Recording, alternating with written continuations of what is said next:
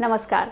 Heart से जुड़ी कई बीमारियों जैसे हार्ट अटैक, हाइपरटेंशन पर हम बात कर चुके हैं। आज बात करेंगे डायस्टोलिक डिसफंक्शन की। इस टॉपिक पर बात करने के लिए हमें रिक्वेस्ट की है राज शाह जी ने, जोधपुर से मांगीलाल जी ने और आगरा से उत्कर्ष जी ने। और कुछ क्वेश्चंस भी हमें कमेंट सेक्शन में मिले हैं, इसलिए हम ये वीडियो लेकर आए हैं। अगर आप भी चाहते हैं कि हम आपके लिए किसी टॉपिक पर एक्सपर्ट से जानकारी लेकर आएँ तो आप भी हमें ईमेल, इंस्टाग्राम या फेसबुक के ज़रिए रिक्वेस्ट भेज सकते हैं। आप चाहें तो कमेंट सेक्शन में भी लिख सकते हैं। तो चलिए अब बिना ज़्यादा देर के जल्दी से बात शुरू करते हैं डायस्टोलिक डिसफंक्शन पर। और इस टॉपिक पर जानकारी देने के लिए हमारे साथ हैं डॉक्टर गौरव सिंघल। आप ESIC मॉडल हॉस्पिटल जयपुर में सीनियर इंटरवेंशनल कार्डियोलॉजिस्ट हैं। गुड इवनिंग सर, यूडेमोनिया क्वेस्ट में आपका बहुत बहुत स्वागत है। जैसे कि आज हम डायस्टोलिक डिसफंक्शन पर बात करना चाह रहे हैं, तो सबसे पहले हम ये जानना चाहेंगे कि ये डायस्टोलिक और सिस्टोलिक क्या होता है।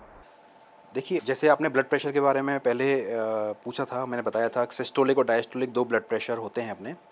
उसी तरह जो हार्ट अपना पंप करता है वो 2 पार्ट में करता है, एक सिस्टोलिक पार्ट में, एक डायस्टोलिक पार्ट में। तो सिस्टोलिक को हम समझें कि हार्ट जो ब्लड उसके पास आया है लंग्स के द्वारा ऑक्सीजनेटेड ब्लड हार्ट तक पहुंचता है। हार्ट के 4 चैम्बर होते हैं, तो चारों चैम्बर में जो ब्लड आया है हार्ट के चैम्बर्स में, उसको कितने फोर्स से वो कांटेक्ट करके बाहर निकाल रहा है और वो ब्लड ब्रेन और बाकी के ऑर्गन्स को जा रहा है, तो इसको बोलते हैं हम सिस्टोलिक फंक्शन। एक डायस्टोलिक फंक्शन होता है कि जब ब्लड को किस मात्रा में या किस स्पीड से लंग्स के द्वारा वो ग्रहण कर रहा है हार्ट, तो इसको हम बोलते हैं डायस्टोलिक फंक्शन। तो ये जो अपने हृदय की जो गति है आपको पता है 72 पर मिनट होती है। इसका मतलब 60 सेकंड में 72 बार धड़कता है। तो इसका मतलब है कि 1 सेकंड से भी कम समय में वो हृदय अपना सिस्टोल और डायस्टोल दोनों प्रक्रियाओं को पूरा करता है। और ये एक तरह से निरंतर सतत प्रक्रिया है जो जन्म के साथ चालू होती है और मृत्यु के साथ खत्म होती है। तो इसमें डायस्टोल एक होता है जिसके अंदर ब्लड, ऑक्सीजन युक्त ब्लड हार्ट के अंदर आता है, और एक सिस्टोलिक प्रक्रिया जिससे वो ऑक्सीजन युक्त पदार्थ जो ब्लड है वो अपना बॉडी में सर्कुलेट हो जाता है। सर, जब डायस्टोलिक डिसफंक्शन होता है तो उसमें क्या दिक्कत होती है। तो जैसे कि नाम में छुपा हुआ है डायस्टोलिक डिसफंक्शन, तो इसका मतलब है कि जो हार्ट को ब्लड ग्रहण करने की जो उसकी क्षमता है या मैकेनिज्म है उसमें कोई फॉल्ट है, तो इसको हम बोलते हैं डिसफंक्शन। तो जब भी हार्ट में ब्लड आ रहा होता है तो हार्ट एक एक्टिव उसको ग्रहण करने के लिए अपने आप को सक्शन प्रदान करता है। हार्ट के अंदर सक्शन लगता है जो लंग से फिर उस ब्लड को ग्रहण कर लेता है। तो अगर वो सक्शन वाली जो फंक्शन है अगर वो धीमा हो जाए या डिले हो जाए तो हम उसको डायस्टोलिक डिसफंक्शन बोलते हैं। सर, तो इससे शरीर किस तरीके से प्रभावित होता है। देखिए, नॉर्मली तो जब पेशेंट की एज बढ़ती जाती है तो हमारे अंदर हार्ट की जो ये प्रक्रिया है डायस्टोल वाली, ये धीमी होती जाती है। तो वो एक तरह से डायस्टोल डिसफंक्शन एज के साथ बढ़ता जाता है। तो एक तो नॉर्मल होता है। कुछ बीमारियां होती हैं जिसके अंदर ये डायस्टोलिक डिसफंक्शन एक तरह से प्रथम या प्राथमिक सिम्टम होता है या साइन होता है, जिससे हम पहचानते हैं कि पेशेंट को भविष्य में कोई हार्ट की समस्या होगी या नहीं होगी। तो इसको पहचानने के लिए बहुत सारे टेस्ट होते हैं जो हम समय समय पर कराते हैं। सर, अगर डायस्टोलिक डिसफंक्शन किसी पेशेंट को है तो क्या इसके सिम्टम्स होते हैं या फिर बिना सिम्टम के भी डायस्टोलिक डिसफंक्शन हो सकता है। जनरली तो जो मोस्ट कॉमन है वो एसिम्प्टोमेटिक होता है, मतलब सिम्टम्स नहीं होते हैं। बट कुछ पेशेंट्स में कुछ पेशेंट्स को थकान हो सकती है, सांस फूलने की बीमारी हो सकती है, और थोड़ा सा भी काम करो तो उसको जल्दी थक जाना, और रात को लेटने पे अगर उसको सोने के बाद गहरी नींद आने के बाद अगर बीच में नींद खुलती है, तो इस तरह के सिम्टम्स डायस्टोलिक डिसफंक्शन में मिल सकते हैं। सर, डायस्टोलिक डिसफंक्शन के और क्या कारण हो सकते हैं। अभी मैंने बताया, एक तो एज होता है, एज के साथ ये बढ़ता जाता है। कुछ अन्य डिजीज़ हैं जिसमें हार्ट फेलियर, जो सब बोलते हैं हार्ट फेलियर हो सकता है। ब्लड प्रेशर एक मेन कारण है कि जिन पेशेंट्स को ब्लड प्रेशर रहता है उनको जनरली ग्रेड 1 डायस्टोलिक डिसफंक्शन मिलता है। ग्रेड 1 का मतलब होता है कि अभी इसकी शुरुआत हुई है। तो हाइपरटेंशन एक बहुत बड़ा कारण है। कुछ किडनी डिजीज़ में भी ऐसा हो सकता है। डायबिटिक पेशेंट्स को भी डायस्टोलिक डिसफंक्शन कॉमन मिलता है। तो कुछ अन्य कारण भी होते हैं, जैसे किसी पेशेंट को कोई बीमारी नहीं है और उसका ये टेस्ट हुआ जिसकी वजह से हमें मालूम पड़ा कि ये डायस्टोलिक डिसफंक्शन है, बट उसको कोई सिम्टम नहीं है। तो ऐसे पेशेंट भी रिस्क में रहते हैं फ्यूचर में कि इनको आगे भविष्य में हार्ट की बीमारी हो सकती है। सर, किस तरीके की हार्ट डिजीज हो सकती है इसमें। देखिए, जो डायस्टोलिक डिसफंक्शन का मतलब होता है कि हार्ट अपना फंक्शन प्रॉपर नहीं कर रहा है, डायस्टोल फंक्शन। तो इसके अंदर डायस्टोलिक हार्ट फेलियर हो सकता है, पेशेंट को हाइपरटेंशन पैदा हो सकती है भविष्य में, पेशेंट को जो जो रूटीन उसकी फिजिकल एक्टिविटी करने की जो क्षमता है, जो एंड्योरेंस है उसकी, वो उसकी कम हो सकती है। तो इस तरह की कुछ तकलीफ़ें पेशेंट को हो सकती हैं। सर क्या कुछ ऐसा भी है कि कुछ लोग हैं जिनमें डायस्टोलिक डिस्फंक्शन होने की संभावना ज़्यादा होती है, जैसे अभी एक तो आपने बताया कि हाइपरटेंशन वाले, इसके अलावा क्या कुछ पर्टिकुलर लोग हो सकते हैं जिनमें डायस्टोलिक डिस्फंक्शन ज़्यादा हो सकता है? इसके अलावा डायबिटिक पेशेंट्स, ओबीज पेशेंट, या जो एक्टिविटी है वो सेडेंटरी लाइफस्टाइल है, स्ट्रेस के पेशेंट्स होते हैं, उनको भी डायस्टोलिक डिस्फंक्शन मिल सकता है। और हार्ट फेलियर वाले पेशेंट जो होते हैं, सिस्टोलिक हार्ट फेलियर वाले पेशेंट, तो उनको भी डायस्टोलिक हार्ट फेलियर साथ में मिलता है। तो डायस्टोलिक डिस्फंक्शन उनको भी मिक्स्ड होता है, तो उन ऐसे पेशेंट्स को भी डायस्टोलिक डिस्फंक्शन हो सकता है। अभी आपने कहा था कि ग्रेड 1, तो सर डायस्टोलिक डिस्फंक्शन के भी ग्रेड्स होते हैं, इसका मतलब? बिल्कुल, डिजीज़ अगर सीवियरिटी किसी भी बीमारी को हम बोलते हैं माइल्ड, मॉडरेट, सीवियर, इसी तरह डायस्टोलिक डिस्फंक्शंस के भी ग्रेड होते हैं। डायस्टोलिक डिस्फंक्शन ग्रेड 1 होता है, 2 होता है और एक 3 होता है। तो 3 ग्रेड होते हैं। 3 ग्रेड, सब जो थर्ड ग्रेड है उसको सबसे सीवियर माना जाता है, और उसमें सिम्पटम्स भी पेशेंट को मैक्सिमम होते हैं। तो ऐसे पेशेंट को तो वेट गेन भी हो सकता है, पैरों में सूजन आ सकती है, पेट में भी सूजन आ सकती है, भूख कम हो जाती है। तो मतलब क्लासिकल जो हार्ट फेलियर के सिम्टम्स होते हैं वो ग्रेड 3 डायस्टोलिक डिस्फंक्शन में मिल सकते हैं। सर अगर किसी को मान लीजिए डायस्टोलिक डिस्फंक्शन ग्रेड 1 है, तो वो क्या कुछ ऐसा कर सकता है प्रिवेंशन के लिए कि उसको ये जो डायस्टोलिक डिस्फंक्शन का ग्रेड 1 है वो ग्रेड 3 में कन्वर्ट ना हो?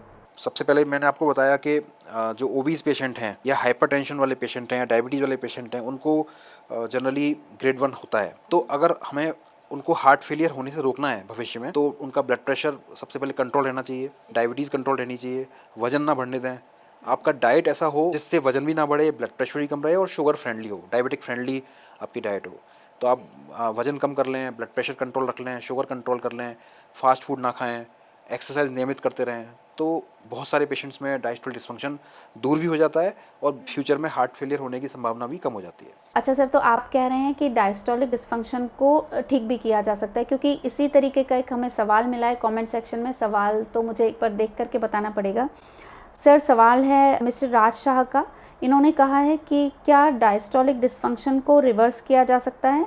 Mild to moderate LVH grade 1 left ventricle diastolic dysfunction, mild MR TR है। ये पूछ रहे हैं क्या इसे रिवर्स कर सकते हैं? देखिए, ये आपने जो मुझे कहा है ये एक क्लासिकल 2D इको की फाइंडिंग है, और मोस्ट ऑफ द जो पेशेंट होते हैं उनकी हम 2D को करते हैं, तो इन जनरल पेशेंट्स की ये नॉर्मल फाइंडिंग हम मानते हैं। बट अगर कोई ये पूछता है कि इनको रिवर्स किया जा सकता है, तो बिल्कुल किया जा सकता है। उसके लिए आपको अपना वजन कम करना पड़ेगा, डायबिटीज़ ब्लड प्रेशर को कंट्रोल रखना पड़ेगा, अपनी डिएटरी हैबिट सुधारनी पड़ेंगी, एक्सरसाइज करनी पड़ेंगी, और विद इन 3 to 6 मंथ में इन सब जो साइंस हैं इको के, इनको अब रिवर्स किया जा सकता है। सर डायस्टोलिक डिस्फंक्शन का डायग्नोसिस किस तरीके से किया जाता है? जब हमारे पास कोई पेशेंट आता है और जिसको तकलीफ़ होती है कि वो उसको सांस फूलने की तकलीफ़ है या थकान हो जाती है, तो हम उसके कुछ टेस्ट करते हैं, जिसके अंदर ईसीजी, चेस्ट एक्सरे और कुछ बायोमार्कर्स होते हैं। बायोमार्कर्स में जो मुख्य बायोमार्कर होता है वो एंटी प्रो बीएनपी और बीएनपी होता है। अगर इन सब चीज़ों में हमें मालूम नहीं पड़ता है कि पेशेंट को कोई हार्ट फेलियर समस्या नहीं दिख रही है, तो फिर एक 2D को टेस्ट किया जाता है। तो 2D को टेस्ट कन्फर्मेटरी होता है कि पेशेंट को डायस्टोलिक डिस्फंक्शन है या नहीं।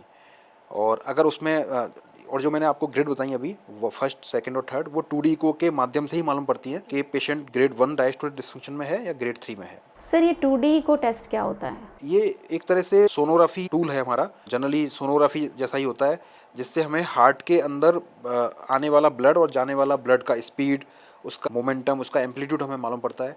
इसके अलावा जो हार्ट की वॉल हैं, जिसको हम मायोकार्डियम बोलते हैं, उसकी स्ट्रक्चर, उसका फंक्शन भी हमें इससे मालूम पड़ता है। तो this is a very unique tool और very beneficial to diagnose the patient of this diastolic dysfunction. Sir diastolic dysfunction का डायग्नोसिस होने के बाद में फिर इसका ट्रीटमेंट किस तरीके से किया जाता है? ट्रीटमेंट का मैंने बताया आपको कि इन जनरल जैसे कि इसके सिम्टम्स भी कम होते हैं, तो उसी तरह इसके ट्रीटमेंट भी कुछ नहीं होता है। बट जो रिस्क फैक्टर हैं जिसकी वजह से ये डायस्टोलिक डिस्फंक्शन हुआ है, उनको हम कंट्रोल कर सकते हैं। तो उनको कंट्रोल हम करेंगे तो वो डायस्टोलिक डिस्फंक्शन की ग्रेड बढ़ेगी नहीं, या तो वो स्टेबल रहेगी या रिवर्स हो जाएगी। तो ऐसे पेशेंट्स को हम कोई मेडिसिन नहीं देते हैं, बट उनको ये बोलते हैं कि अपना ब्लड प्रेशर, डायबिटीज़, वेट ये कंट्रोल रखें, सीडेंटरी लाइफस्टाइल से दूर रहें, फिजिकली एक्टिव रहें, तो हो सकता है आपको डायस्टोलिक डिस्फंक्शन ठीक हो जाए। सर मान लीजिए अगर किसी को डायस्टोलिक डिस्फंक्शन हाइपरटेंशन की वजह से है, तो हाइपरटेंशन की मेडिसिन लेने से इसका मतलब है कि वो ठीक हो सकता है? हाइपरटेंशन की मेडिसिन हाइपरटेंशन को कंट्रोल करने के लिए दी जाती हैं। अगर इसकी वजह से वो रिवर्स हो जाता है तो it's well and good. Otherwise grade 1 में पेशेंट रहता है क्योंकि वो हाइपरटेंशन की वजह से है, क्योंकि उसका डायस्टोलिक रिलैक्सेशन नहीं है, जो कि मैंने आपको पहले बताया। ऐसे कंडीशन में अगर पेशेंट को सिम्टम नहीं है और हाइपरटेंशन कंट्रोल है तो हम उसको यही सलाह देते हैं कि दवाइयाँ छोड़नी नहीं है, दवाई खाते रहना, ताकि ये डायस्टोलिक डिस्फंक्शन बढ़े नहीं। यानी अगर वो हाइपरटेंशन की दवा छोड़ देंगे तो डायस्टोलिक डिस्फंक्शन बढ़ जाएगा? बिल्कुल, ये बढ़ने के चांसेस हैं। Sir, diastolic dysfunction heart failure में कब कन्वर्ट हो जाता है? जैसे कि इसकी स्टेज होती है ग्रेड 2, ग्रेड 1, 2, 3, तो ऐसा नहीं है कि ग्रेड 3 में ही वो हार्ट फेलियर में जाएगा। तो मैंने आपको बताया पहले कि पेशेंट को अगर सिम्टम है तो वो हार्ट फेलियर ही है। तो अगर पेशेंट कोई ब्रीदिंग डिफिकल्टी करके या फैटिक करके आपके पास आता है और हम उसको ये लेवल करते हैं कि ये पेशेंट ग्रेड 1 डायस्टोलिक डिस्फंक्शन में है, तो इट मीन्स इसका मतलब ये है कि वो डायस्टोलिक हार्ट फेलियर में ही है। ग्रेड 1 भी डायस्टोलिक हार्ट फेलियर हो सकता है और ग्रेड 3 भी हो सकता है, बट ग्रेड 3 एक सीवियर फॉर्म है जिसके अंदर पेशेंट को सिम्टम्स भी ज़्यादा होते हैं और पेशेंट को तकलीफ भी ज़्यादा रहती है और उसका ट्रीटमेंट भी डिफ़िकल्ट होता है। सर, क्या डायस्टोलिक डिस्फंक्शन के पेशेंट्स का लाइफ स्पैन कम हो जाता है? बिल्कुल, अगर पेशेंट को डायस्टोलिक डिस्फंक्शन किसी डिजीज़ की वजह से है और हार्ट फेलियर अपना प्रूव हो गया है कि patient is in heart failure, तो ऐसे पेशेंट जिनको हार्ट फेलियर हो चुका है डायस्टोलिक डिस्फंक्शन की वजह से, तो उनकी जो मॉर्टिलिटी रेट है, जो लिटरेचर कहता है या गाइडलाइंस कहती हैं, वो ये कहती हैं कि 50% पेशेंट्स को अगले 10 ईयर के अंदर हार्ट फेलियर की वजह से पेशेंट की डेथ हो सकती है। तो इस तरह के पेशेंट जो होते हैं उनको 50% पेशेंट जो हैं वो रिकरेंट या तो हॉस्पिटलाइजेशन के लिए एडमिट होते हैं हार्ट फेलियर को मैनेज करने के लिए, या फिर मॉर्टिलिटी के साथ चले जाते हैं। सर, अभी आपने बताया कि जैसे डायस्टोलिक डिस्फंक्शन है वो डायबिटीज़ की वजह से भी हो सकता है, हाइपरटेंशन की वजह से भी हो सकता है।